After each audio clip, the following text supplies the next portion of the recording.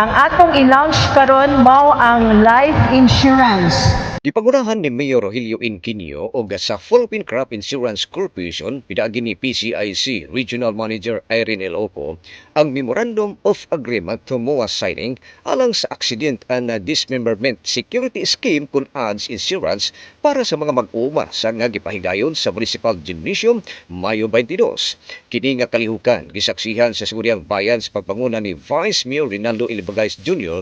mga personahe sa Municipal Agriculture Office, heads of offices o nagkadiyang kooperatiba sa lungsod. So, it's an added protection sa atong mag-uuma. So, naatay libre nga life insurance. So, itawag ka na nga ads ikan sa PCIC.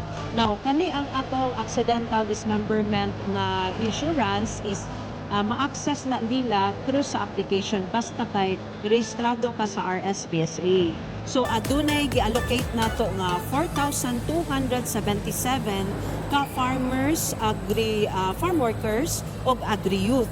So nindot ni siya nga programa karon no ni Mayor nga appeal gyud ang mismo farmer no kay tungod agriculture dili gina siya mapuwi kung wala gyud ang magdumala nini nga mao nga farmer. So dako kay siya nga tabang o dayon nindot no alang aning sa ato ang mga farmers kay dili na to matagna ang panahon.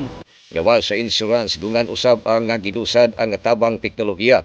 Pinagi sa DOST Project Saray, ipakita sa mga mag-uma ang live final testing o demonstration sa farmer project usa ka electronic system aron mas paspas o mapalambo ang agrikultura sa lungsod.